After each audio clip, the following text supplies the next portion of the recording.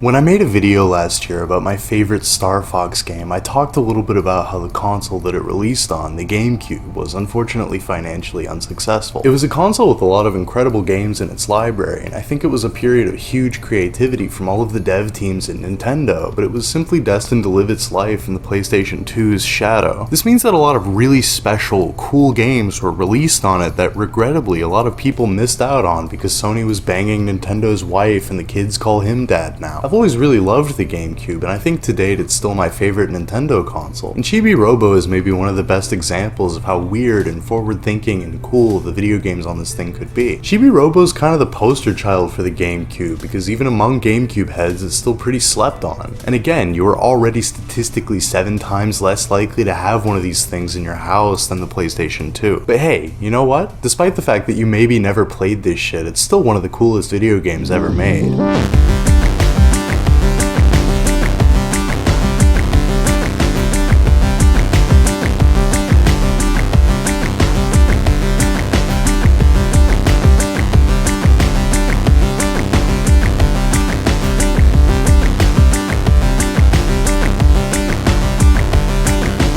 You may not immediately recognize the name Kenichi Nishi, but there's a good chance this guy is more important to you than you realize. He started out in the game industry working at Telenet Japan on titles like Psycho Dream, which is a game I don't think I generally love to play too much or anything, but it's pretty fun to look at. Whoa. He eventually got hired on at Square to work on 2 big boy projects back to back. Chrono Trigger and Super Motherfucking Mario RPG. I'm sure that he was probably stoked at first to work on hugely successful projects like this, but he seemingly quit Square as soon as his work on Mario RPG was finished. Mr. Nishi has always been a very artistically minded individual, and he has stated numerous times before that he doesn't get a lot of enjoyment out of gigantic projects where he has to work with a lot of different people. I want more freedom. I need more freedom. I think there were probably quite a few employees at Square that also felt similarly creatively stifled, because he was able to convince a few of his friends there to jump ship with him to this new company he was founding, Love Delique. He brought on people like Yoshiro Kimura, who did a lot of the combat and map design in Romancing Saga 2 and 3, Hirofumi Taniguchi, who did the soundtracks for the Suikoden games, and Kazuyuki Kurashima, who did a lot of the character designs and art assets for games like Super Mario RPG and Live Alive. Just a few examples here, and I'll talk a little bit more about these guys later because they're important. But Kenichi Nishi was an influential enough guy to get all of these really fucking talented people to quit their probably fairly stable jobs at one of the most successful video game companies on earth at the time, just to join his startup where the idea was that they were going to do whatever they wanted. You know, blackjack and hookers, etc. Their first game is Love Delique, Moon Remix RPG, came out about a year and a half after Mario RPG did.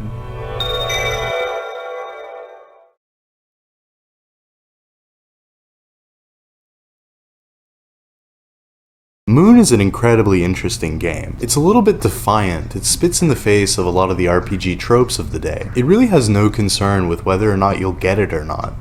It just kind of exists. I think it really examines and commentates on what video games are, and I think it asks the player to be a little bit more thoughtful about their experiences with the games they play. I think something special about Moon is that while it is a critique and satire of JRPGs, it never really feels like it has hatred or disdain for the video games it's describing. If anything, it feels like it has reverence and respect for JRPGs. And I think that all of these people working on it believed that there was more potential in the storytelling you could have in a role-playing game. Honestly, I don't think it's a pretentious game at all, but it's definitely the type of game that really annoying people online like me will talk about, like, LOL, dude, just play it. Don't look anything up about it. You just gotta play it. It's so good. Also, the only other video game I've ever played is Outer Wild. Moon starts out with you playing a fictional video game in the shoes of the protagonist. A typical RPG where you slaughter weak enemies to grind out experience points and save the princess or whatever. But then the main character gets sucked into the world of the game and has to figure out how to make all of these characters happy and bring peace to everyone, reviving all of the poor creatures that he killed while he was playing as the protagonist, and having conversations with characters where you listen to them talk about their problems, or you do stuff to try and improve their day-to-day lives. It was a novel concept for the time. If you've played Undertale or Deltarune and enjoyed them, then maybe this doesn't seem so unique now, but old Toby has said before in interviews and shit that Moon was a big inspiration for Undertale back in the day. I've gotta respect him for that. I think he's a big reason why Moon got a big re-release back in 2020, and it was also probably why a lot of people are even aware of it now and stuff. I'm definitely personally grateful because I didn't have a way of playing it beforehand. It was originally only released in Japan and not in English. Moon was actually translated to English by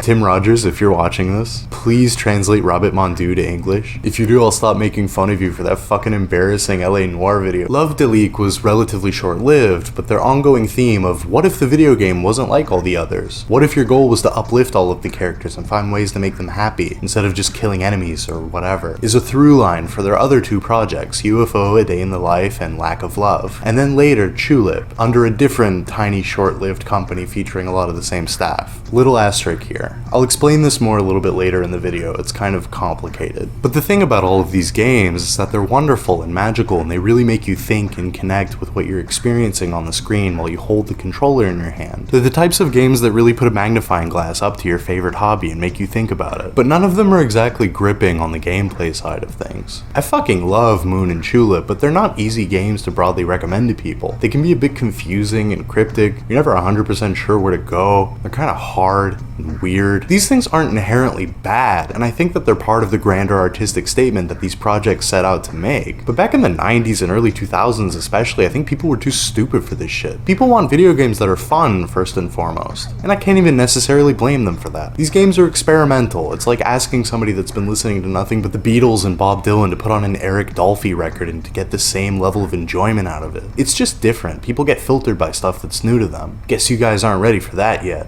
But your kids are gonna grow up and make fucking stupid YouTube videos about it and watch American Dad for 9 hours every single day.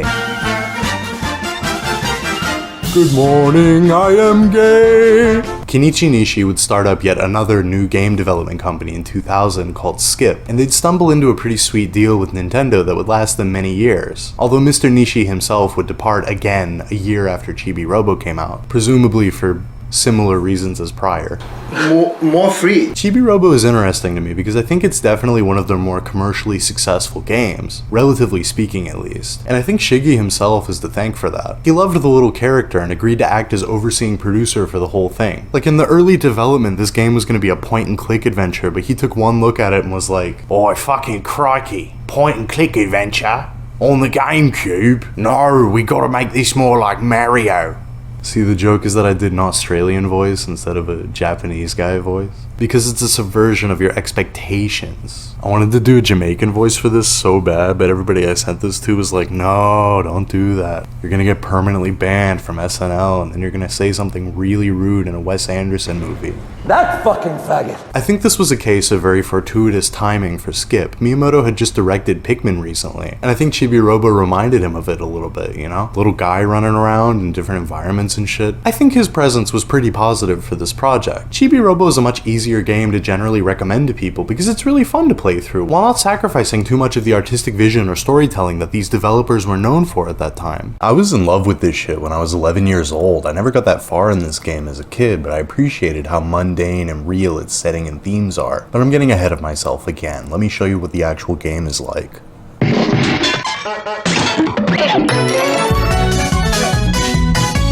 I'm gonna have a fucking panic attack. The cool thing about Chibi Robo is that you boot it up and you scramble to turn the volume down on your TV like you're fucking playing Sonic Adventure again for the 40th time.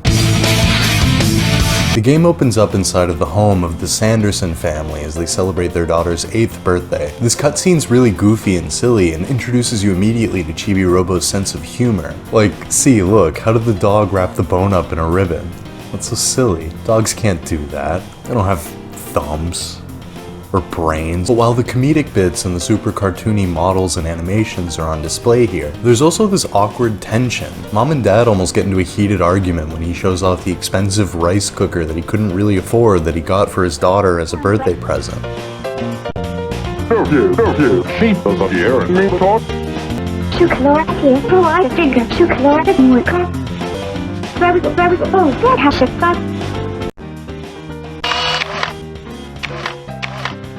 Oh shit, okay, we live inside of the rice cooker. I gotcha.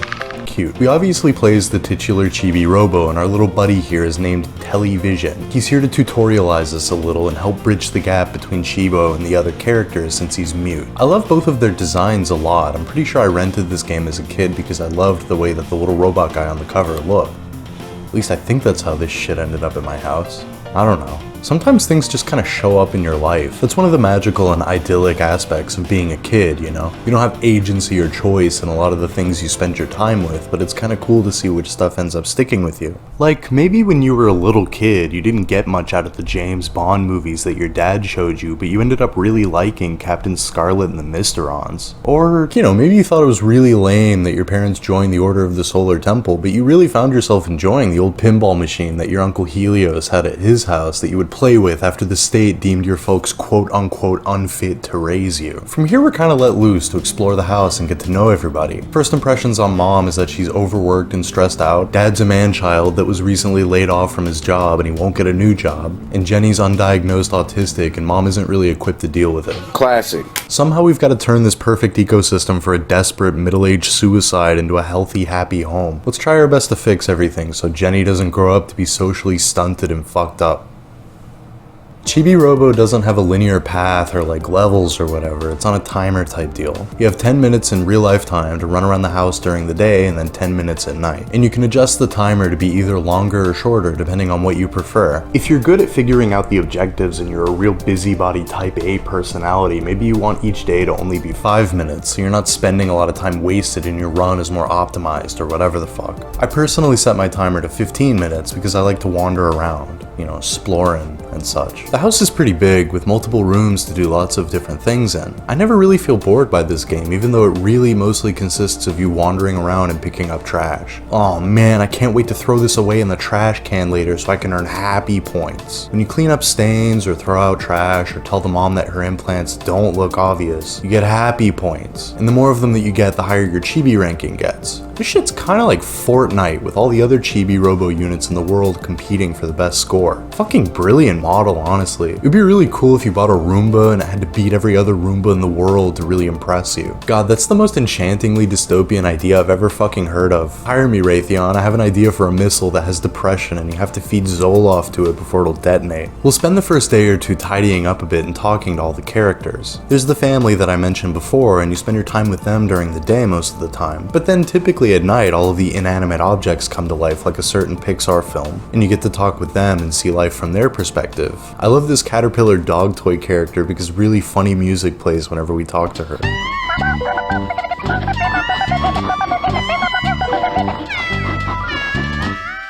She's in love with this Drake Redcrest action figure that lives in the house, and she writes about how tight and fuckable his ass looks in her little diary, and she spends a lot of time with this coffee cup in the kitchen that has his face on it. I'm gonna let them have some privacy. The Drake Redcrest toy is funny too. He patrols the house at night looking for evildoers or whatever, like he's a Power Ranger or action bastard. All of the characters' dialogue is narrated by little chopped up vocal samples like in Banjo-Kazooie. Although, actually, Love Deleque would do this with most of their games, including Moon, which did in fact come out before Banjo-Kazooie. God damn, they came up with this idea before those British frauds did, even though everybody likes to attribute this sort of voiceover style to Rare. That's crazy, bro. All the characters have unique voices and it really adds to the experience. It's super charming. Sophie the Caterpillar Girl kind of sounds like Coco from Foster's Home for Imaginary Friends. And I've been laughing at how dopey television sounds for my entire life. Well, what do you have to say for yourself? Whole game is actually a sweet treat for the ears. Everything that you do as Chibi Robo has really nice audio, no, musical feedback.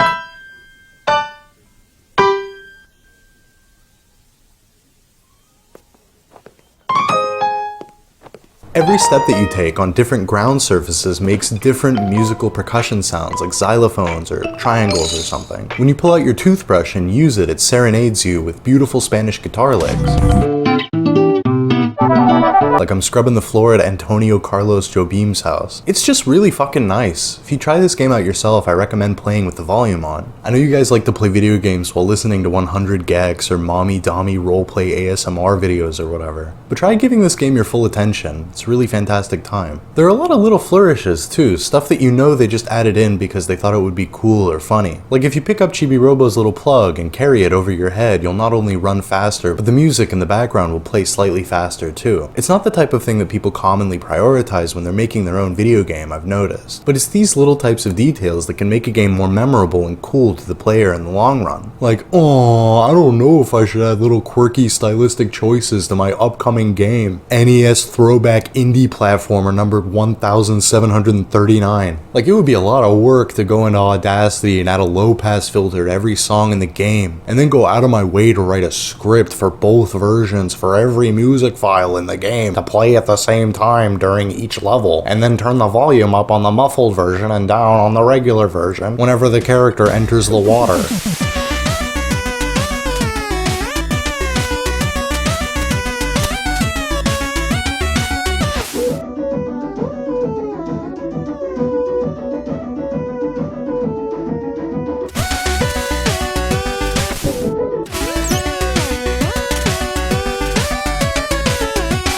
Oh, it would be way too hard to do something like that, even though it would make the game stick out in the mind of at least one borderline schizophrenic YouTuber, and then they would mention it in their completely unrelated video about a GameCube game.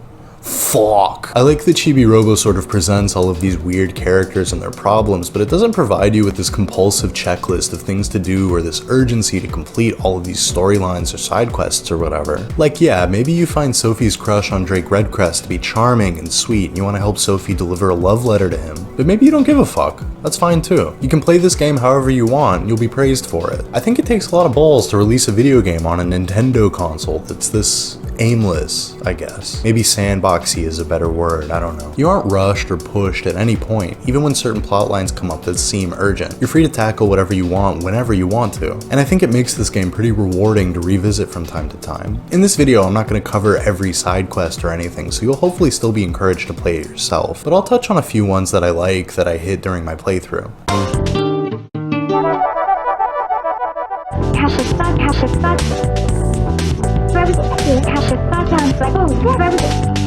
I guess mom is doing the dishes while dad's playing with toys on the couch like a deadbeat piece of shit. Man, we just showed up like yesterday and now they're having their own cold war about me. I haven't seen the mom and dad interact once since the birthday party. It's a little uncomfortable being caught in the middle of a rift like this. Sure hope Jenny is okay.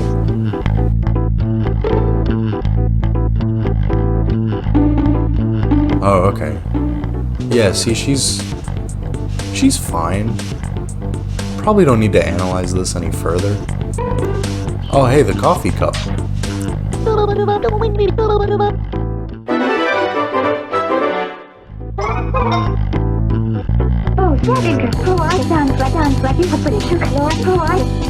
Oh, don't worry, ma'am. He wouldn't want to drink out of it anymore if he knew what Sophie was doing to it the other night. After helping mom out with the dishes a bit, we head back to the living room to see if there's anything interesting going on.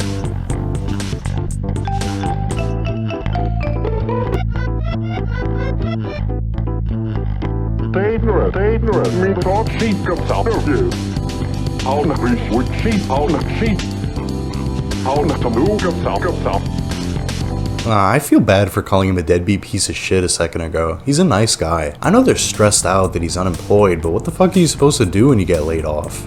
Maybe dad can get a gig online. I know back in 2005 or 2006 it wasn't exactly possible to start a live streaming career or anything, but maybe he could find work doing data entry or blogging or something. Fucking everybody was blogging back then. That was the move in the mid-2000s. It's actually crazy that writing jobs are this hard to come by in the current year when everybody has that stupid fucking app that creates nothing but awful lickspittle puffery and unending ejaculate of falsehoods and misinformation, while being able to barely throw together a cohesive couple of paragraphs. Good writing should be more highly valued than ever, but nobody wants to pay a writer a livable wage anymore. What's up with that? Why is everything so fucking shitty all the time? My twisted, fucked up opinion is that things should be good instead of bad. Sorry if I'm being a woke-tard cuck or whatever. I know my ideals are radical and unrealistic, and I should just be grateful that I get to sit at the doctor's office for 3 hours before getting told that I can't be seen because I'm not going to qualify for health insurance for 2 more months. Man, at this point, why don't you just publicly sodomize and castrate me while you're at it? Thanks.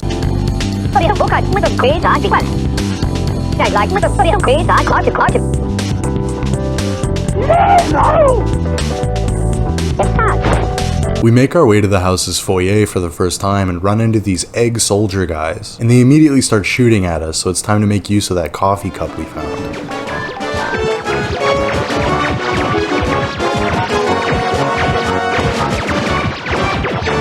It's doing a good job shielding us from their shots, but it smells like caterpillar pussy in here. These guys are called the Free Rangers, and I think egg and soldiers is a type of British breakfast, so I guess there's multiple layers to this joke. These guys will come up again soon, but I want to comment on how nice the vibes are in the foyer. I love the purple a lot. I actually love that every room in the Sandersons' house is kind of color-coded like this. Like the foyer is purple, and the living room is green, and the master bedroom is blue, and the room with the cube in it is white. This isn't the right game. We hear a weird noise coming from the basement, so we head down there to investigate. The basement has a bit of an unsettling vibe because no music plays down here, and every surface we step on is very gentle and quiet. It probably smells like dust and centipedes down here, but it's one of my favorite rooms in the house regardless. You know what, let's brighten up the mood in here by cleaning up some of these stains with our magic bossa nova toothbrush.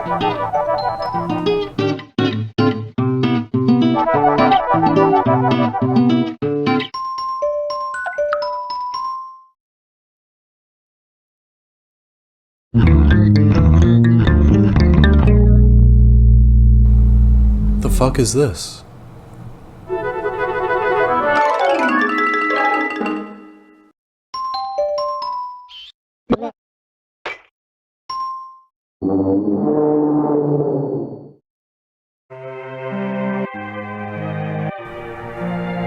There was another robot before us.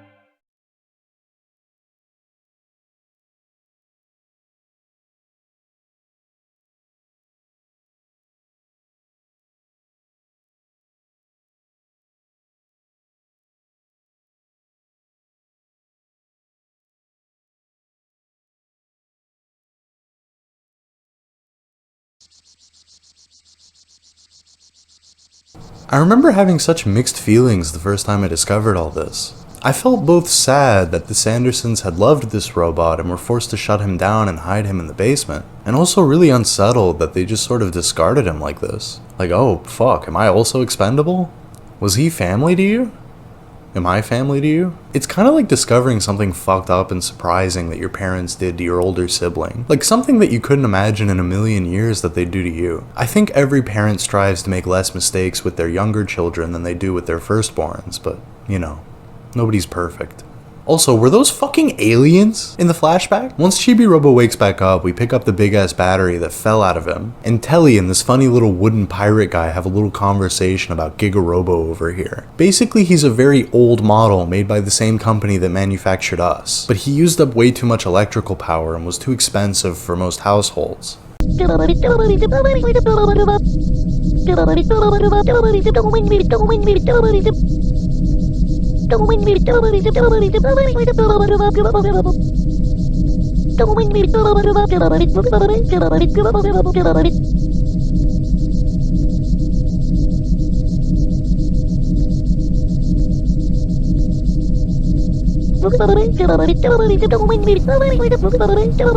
Man, Telly is such a professional. He bounces back so fast. Wow, that's really sad and disconcerting. Anyway, back to that fucking grind, am I right? We leave Giga Robo's battery in the Chibi house and decide to keep a lookout for a Giga Charger if we decide that we want to try bringing him back to life.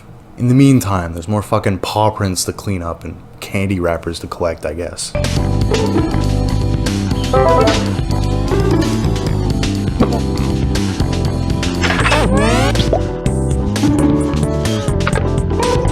There are these little doors sprinkled all over the house, sometimes in harder to reach areas, where you can sacrifice some of your battery power to open them and collect the money that they house. They're really funny and weird. Like, they've got Chibi's face on them and stuff, and there's just a bunch of floating eyes in there. I always wondered as a kid if this was the type of thing that the other characters aren't able to see or parse. Like, no one else comments on them other than Telly, and he doesn't even know what the fuck they are. Just this endless swirling metallic void filled with money. If I was a smart guy, I'd have some poignant little comment about how this is a succinct and artistic depiction of human society under late-stage capitalism, and how we're all just endlessly running around a swirling vortex chasing moolah. But I'm not a smart guy, so I'm just gonna say, wow, cool, funny money door, and move on.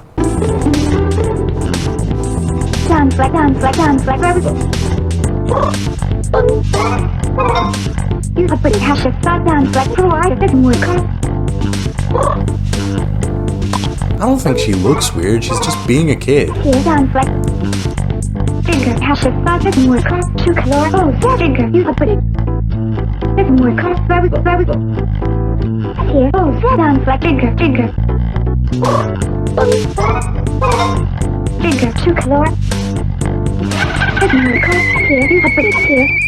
Fine, I'll have some fucking tea with you. Look, I know what you're thinking, because I was also thinking it when I first played this game. Miss Sanderson is kind of a bitch, but I empathize with her a little bit.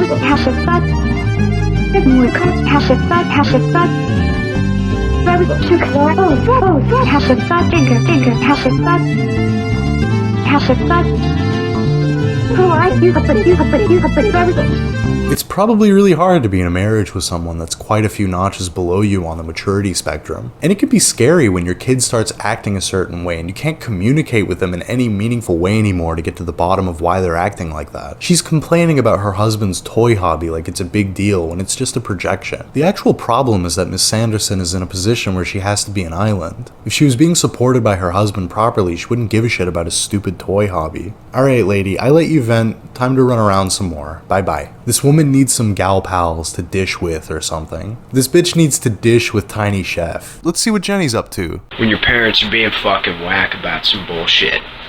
Fuck you, Mom and Dad. Never mind, I'm gonna go watch TV with Mr. Sanderson.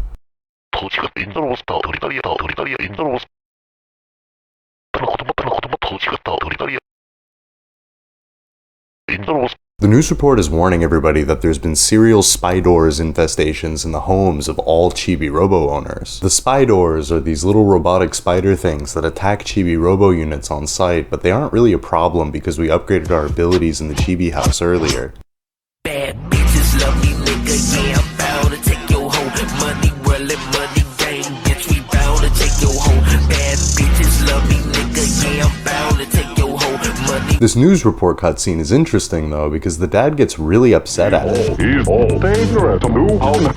Why do you know that, big man? I think as a kid I assumed that Chibi Robo was also from a cartoon that the dad watches, like with Drake Redcrest, because he's always watching his show on TV. But I guess we'll find out what he fucking meant by this later. When we kill spy doors, they drop scrap metal that we can bring back to the Chibi house to construct stuff, like bridges and ladders that we can use to explore the house more thoroughly. They're mostly cool, and I love that you can build them and then push and pull them around wherever you want, customize their lengths and heights and shit, but I get stressed out while utilizing them because they use a lot of our limited battery power. One thing that struck me a lot when I was playing this shit this time for this video was how often I was having to run to charge my battery when I was playing. Chibi's battery capacity gets bigger the more happy points you get and stuff, and it's cool to feel that progression while you're playing, but man, the game really wants to drive home this point about Chibi Robo having to constantly recharge to stay alive. Hopefully it's less costly than the dead robot kid in the basement, or else we're gonna be just like him in a few weeks when mom gets the fucking power bill.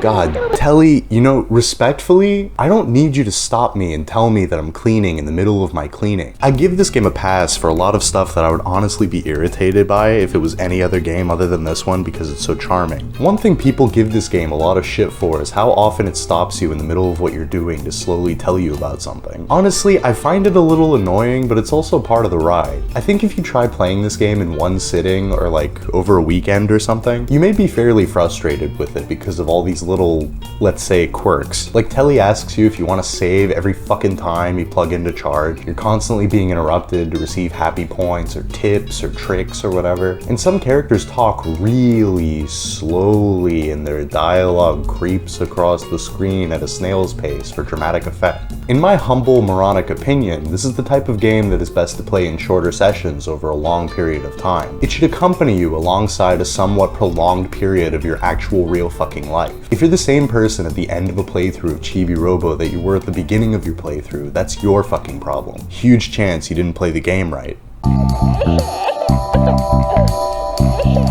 Oh shit, Jenny's crying on the stairs. I'm really worried about her, man. This poor girl needs some serious reassurance and comfort.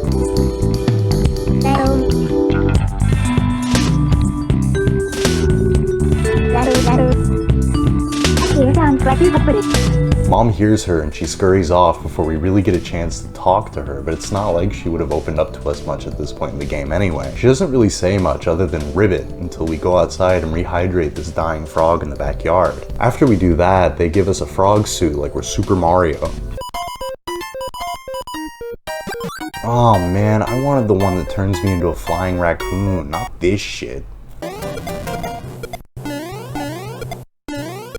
Mario, you look fucking ridiculous. There are lots of different outfits you can unlock in this game, and they're A, cute as shit, B, helpful to us while we're playing the game. Like I was saying before I interrupted myself to be mean to Mario about his fashion choices, Jenny actually talks to us about how she's feeling when we put on the frog costume, and it's a way for us to connect with her a bit more. I'm sure she's grateful that even if her parents are fighting all the time, that she's got us. When we run out of battery for the first time, we unlock the trauma suit, which we can use as a means to quickly get back to the Chibi house at any time. Drake Redcrest gives us a suit, we can get all dressed up to do the Monster Mash for Halloween. Mom even knits us some pajamas if we get friendly enough with her. The pajamas specifically are actually pretty funny because you get to choose the source material that she makes them from. And there's a few varieties and styles and colors because of it. When she asks us to go get her some material to make the pajamas, the first thing that we see is, dude, I don't want to fucking rep Mr. Sanderson's nutsack sweat and skid marks. I'm sorry, I'm not wearing that shit. You can't make me. I'm giving her this handkerchief instead, and I'm gonna be all cute and have cherries on my pajamas like I'm a Tumblr girl in 2016 that runs one of those art school dropout blogs. Look how fucking cute he looks in this shit.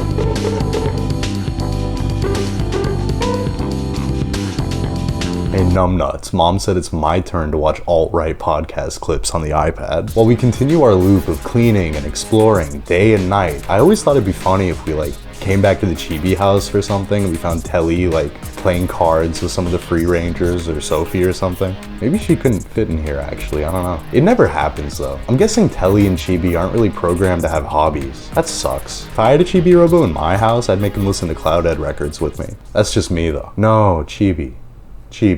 Doswan and Yoni Wolf are rapping about how war is bad. What do you mean you don't know what war is? Actually, I guess that makes sense. You were literally born yesterday, huh? Alright, after you help me put in my suppository, I guess I'm gonna have to show you Metal Gear Solid 3.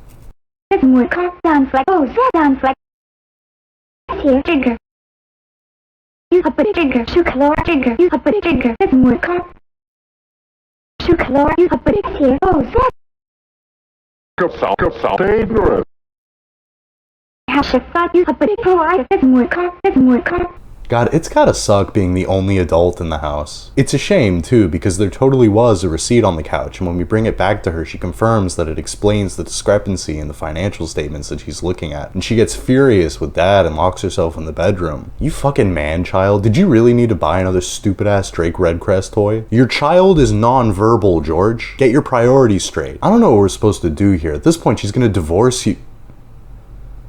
Oh no, I was just joking.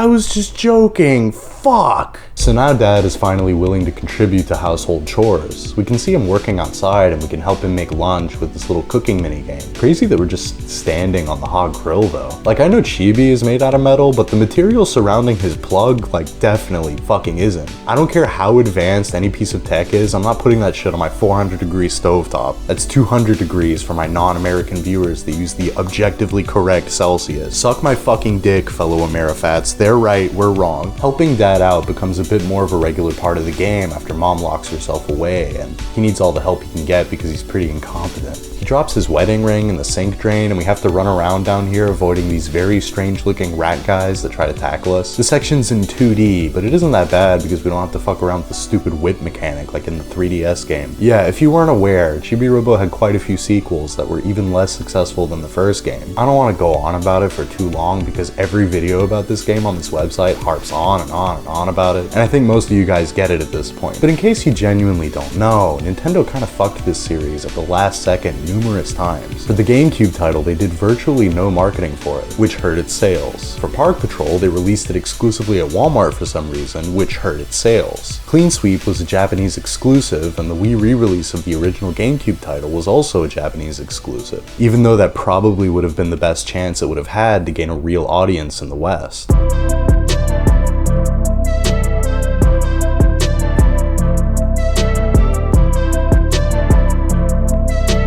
I don't know what was going on behind the scenes. I have a feeling that Mr. Nishi, despite being a talented and forward-thinking kind of guy, might have been, like, a little bit difficult to work with. I have no idea what conversations between this guy and Shiggy would have been like two big personalities butting heads. Yoshiro Kimura, the director of Tulip and the current leader of Onion Games, which is the latest and most active branch off from Love to League, spoke about Nishi being like the sun, that he literally lit up the office they worked at together and made everything seem fun. But I can imagine, and I'm purely speculating here, that could have been a bit suffocating unless you were 100% into whatever vision he had. I think this is why the split between all these guys was inevitable. Nishi went on to do Chibi Robo, and Kimura went on to do Tulip and a fuck ton of other games while retaining a lot of the staff that worked at Love to League. Nishi, shockingly, for a guy that is always talking about wanting more freedom and control, has done very little in the world of game development over the past 2 decades until very, very recently. His latest company has invested $2 million into a video game studio in the Canary Islands to produce this RPG called Kiriko the Mystic, which I think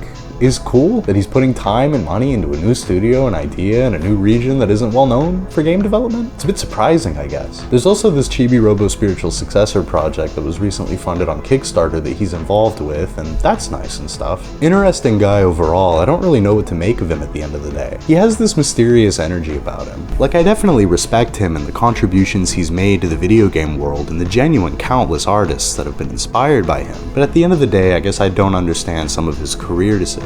Yoshiro Kimura, on the other hand, I think I can understand a little bit better. He left Square at the same time as Nishi to create Moon because he had the vision for it. He had the desire deep in his heart to make weird video games that spoke to his soul, and he's been doing that all this time. After Tulip, he worked on Rule of Rose, he helped produce some Suda51 titles like No More Heroes 1 and 2, he directed Little King's Story, and he's made a bunch of small-scale indie games with his team at Onion Games, including the very excellent and underrated Dandy Dungeon. And most recently, Onion Games has finally finished their game Stray Children. As I'm writing this, the English release still has not come out yet, but I can completely honestly say that it's the most excited I've been about a video game in a very long time. Purely speculating again because I really truly don't know these men at the end of the day, but I have an inkling that Mr. Kimura understands what freedom is a little bit better than Mr. Nishi. Freedom is not necessarily having complete and total control over the things that you create, as much as it is having the opportunity to really throw yourself into the things that you happen to get the chance to work on, I think. At least in the game dev world. And I think his willingness to open himself up to the ideas of his colleagues and co-workers has led to some very wonderful things, like his working relationship with Toby Fox. Again, this is mostly speculation on my part, but I wonder if Mr. Nishi is realizing this too in recent years. I don't know if this section made that much sense, but I've written and rewritten this paragraph like 14 times now, so I'm moving on. I've played Park Patrol and Clean Sweep. I don't have much to say about Park Patrol, but Clean Sweep is definitely worth checking out if you can find the English translated ROM around online and emulate it on your computer. Or better yet, load it up into an R4 card and play it on real hardware. It's not quite as good as the GameCube original in my opinion, but for a DS game it's quite impressive, and it works as a sequel. It even features Jenny as an adult as one of the main characters. It's nice to see her years and years after the first game, it's sweet. Anyway, holy shit, let me get back on track here. You know, I gotta hand it to the development team for having some restraint and not featuring a bathroom or any poop-related humor in this game. I thought about it while I was playing and went, it's weird that the house doesn't feature a bathroom, especially considering how fucking prevalent poop jokes are in a lot of Japanese media. Like, look at Arle here in Dr. Slump. Why do they love poop so much, bro? It's weird, dude. Like and subscribe if you also forgive Japan for Unit 731 because you really like poop jokes and the Super Nintendo and Fist of the North Star. In the master bedroom, there's this big dinosaur chick named Dinah, and she's made out of Legos or Mega Bloks or whatever brand of these fucking things wouldn't have gotten Skip sued into oblivion in 2005. She's really funny, and her chopped up vocal clips have a bit of a southern twang to them. She talks like a kindly grandma from the south, so I find her to be really comforting and nice overall. She's always hanging out with my favorite character in this game, Funky Phil, the fucking funky flower. He comes across as this chill stoner guy that just wants to dance in the windowsill, and when we first meet him, he shows it how to bust it down like D'Angelo in the How Does It Feel music video, and it gets Dinah's ovaries all in a tizzy. He dances so hard that a seed falls out of him, and we plant it, and within a few minutes, some little mini Funky Phils pop up out of the dirt. When we bring them back to him, he's all like, dude, what the fuck? I don't want to raise no fucking kids. But he warms up to them really fast after Chibi Robo gives him the fucking sassiest stink face I've ever seen. Maybe it's because Chibi barely ever emotes, but I love this moment a lot. It always makes me laugh. If Chibi would just shoot Mr. Sanderson with this deadbeat annihilator stare, maybe shit would start working out for the Sanderson family a little bit more. I really do love all of the little toy NPCs in this game to death, even though most of them end up boiling down to, hey Chibi Robo, I need help with XYZ. They're all presented with such distinct personalities and voices and motivations, so I find a lot of them to be really lovable and I enjoy talking to them over the course of playing through the game. Some of them are more compelling than others, like I love Plankbeard and Dinah and Funky Phil, but Drake Redcrest is all like, Chibi Robo, let's patrol for evildoers. But no, I'm trying to jack off to gay porn. Drake Redcrest rocks because when you first meet him, you're like, whoa, he's so cool. But he's actually a fucking dork that gets nothing done and helps absolutely no one at all. Like when we head into Jenny's room, there's this bit where he tries to save Jenny's princess doll from her tweaked out teddy bear, but he just gets his shit rocked immediately, and Mort, Jenny's stinky mummy toy, has to save her instead by channeling all of his strength to do a 1960s circus clown joke at him to get him to calm down. Mort and Princess Pitts have this sort of forbidden romance subplot where they both secretly pine over each other, but Princess Pitts freaks out every time he tries to talk to her because she doesn't stomach scary shit super well, so we have to overload her with exposure therapy by spooking her with our ghost costume until she isn't put off by this stuff anymore. And then they have a sweet connection with one another once we're really able to get them to talk to each other for the first time. Then they have sex. The next time we fuck around in the basement with Plankbeard and this toy, it sounds...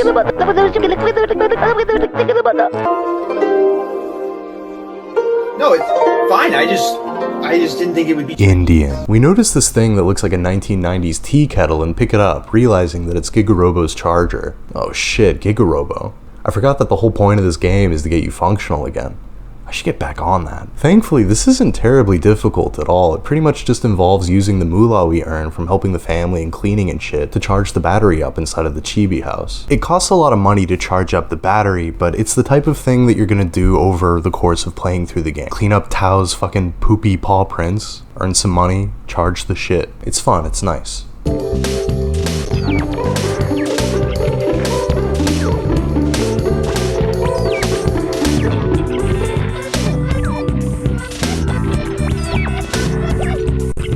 When we go into Jenny's room at night, we find her staring at her TV in some kind of fucked up trance, muttering the same 3 words over and over again. She's staring at some strange symbol on the screen. What's this stuff even mean?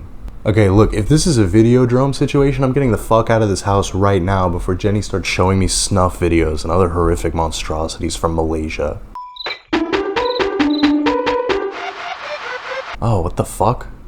That symbol, was that here before? Circle, middle, radar.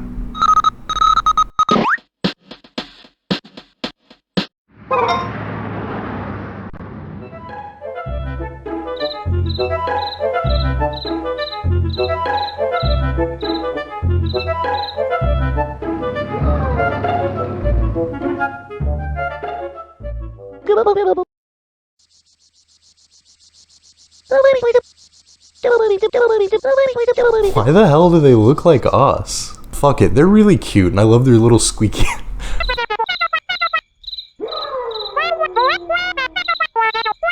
I love their little squeaky ass voices. They ask us to take them to their friend, which we can deduce means Chibi Robo. I really like this little bit where they're kind of clumsily following around behind us and we can talk to any little characters that we run into. And they're all like, oh shit, are those aliens?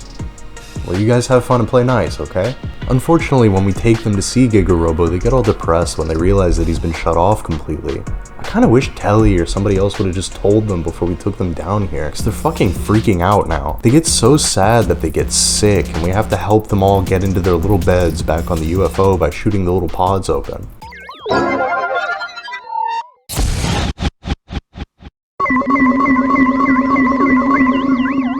Oh shit, what's all this? We have to do this stupid timing minigame that basically never feels good to complete because you just have to awkwardly fumble your way through the whole thing.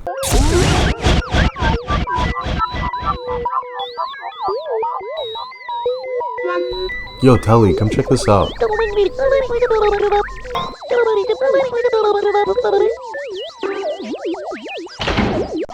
Whoa, whoa, whoa, whoa, shit, wait, I left the stove on.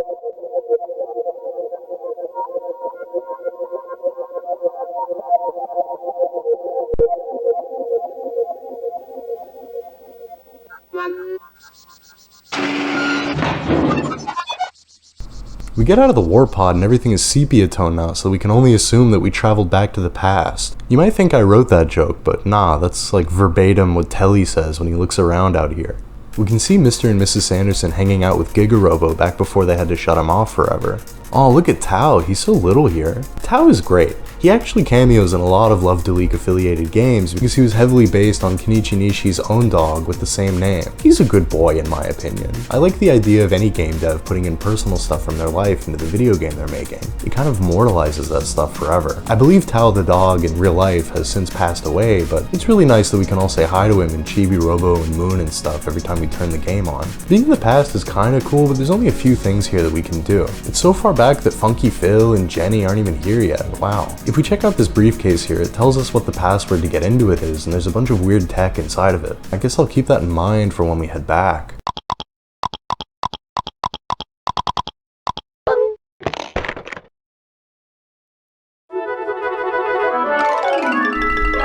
Whoa, is that Chibi Robo's foot? Oh yeah, he was totally missing his foot when we saw him earlier. Let's grab it and take it back down to him.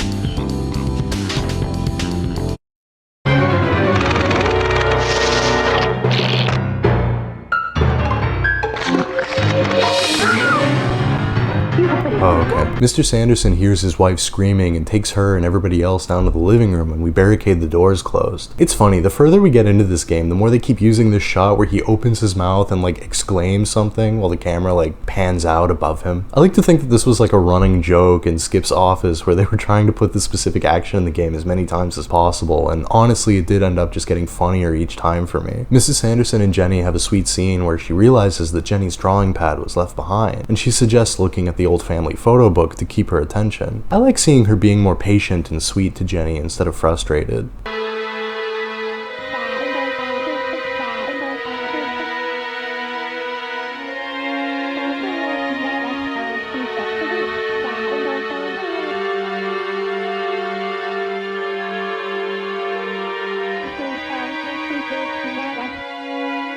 It's interesting to me and also kind of sad that when Jenny looks at the picture of Chibi Robo, she has no idea who he is. Like, goddamn, you guys weren't even gonna tell her about him? It just further substantiates my assumption that Mr. and Mrs. Sanderson feel a deep shame and grief when it comes to Giga Robo. So much so that they don't even speak of him anymore, and it probably creates this pitch black pall of despondency in the household. It kind of makes perfect sense that Mrs. Sanderson took a minute to warm up to us and was very unhappy when Mr. Sanderson first revealed us to the family at Jenny's birthday party. In fact, it's kind of amazing that she came around on us at all when our existence is basically a tiny mockery of her dead son.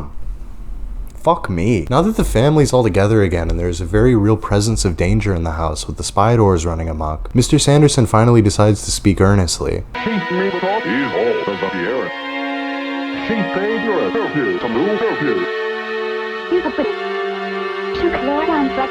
He designed the spy doors. He was an engineer at Citrasoft, and he quit the company when his design was being weaponized. This whole time I thought he was just a bumbling idiot when he was actually just Otacon if he had a fucking spine. He felt ashamed of the fact that he had to quit and just lied, saying he got laid off. I guess I can understand that. It's easier to pretend that something bad happened to you instead of admitting that you actively made a choice to make your family's life harder, even if it felt like it was the morally correct decision to make in the moment. It seems like he's done hiding now though. He needs us to distract the spy doors in the foyer while he goes upstairs to get his tool set. These spy doors are immune to our Chibi blaster, unfortunately, so it's just a mildly stressful game of keep away until he gets back downstairs. I don't think any part of this game is especially difficult or anything, and I like these little mini sections where you're asked to do various things with Chibi Robo's limited moveset. It's kind of creative sometimes, like with the burger flipping minigame or the guess the spy minigame with the free rangers when you're doing espionage training with them. It's a game where you're never particularly challenged or anything, but that's fine. Not every game needs to be Silk Song. This fucking video has taken me such a long time to fucking finish that shit finally came out. Oh my god. I've seen a lot of discourse about Silk Song's difficulty and design and stuff, and all I'll say in relation to that is that nobody's bringing up the most important thing about Silk Song. You can make Hornet do this. Look, she's like a little chicken. Once Mr. Sanderson comes back, we get a really funny cutscene where he starts modifying the circuits in our arm, and I love how cute Chibi looks here. Like, aw, he's all scared.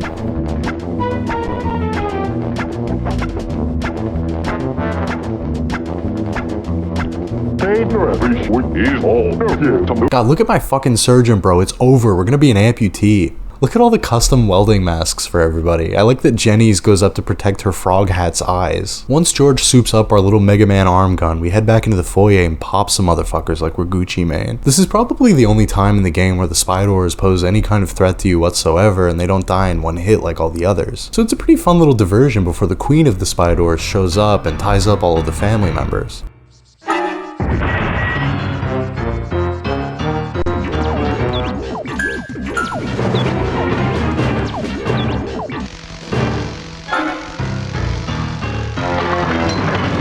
She starts going fucking bonkers and pulling everything metal in the house to her body like a giant shield magnetically, even the fucking refrigerator. Her fight is kinda lame if I'm being honest, but I love the arena where we fight her. She uses her apparent magnetic powers to flip us upside down and we're running around on the ceiling. Visually, it's really cool. It just kinda sucks that Telly spends the entire time yelling the same two commands at me and then the fight is over before you know it. It's not especially disappointing or anything, and it's a nice spectacle, it's fine.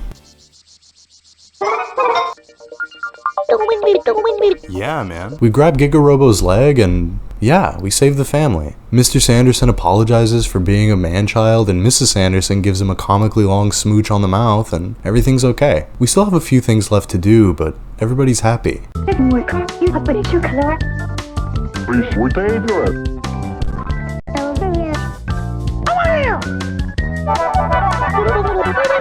100 happy points? That's it? I just saved your fucking lot. We head back to the Chibi house and charge Giga Robo's battery back up completely. Okay, now we've just got to bring this back and reattach his foot and he should be good to go.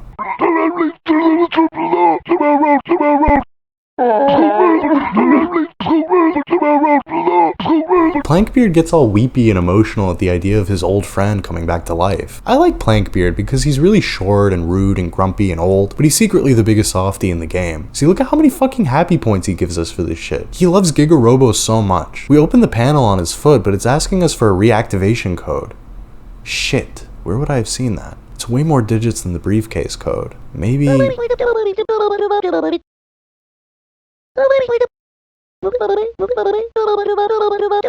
Oh shit, Telly, that was actually really cool and helpful of you. Thank you. You know what? I never actually gave Mr. Sanderson back his wedding ring after we got it out of the drain. We can take a look at it right here.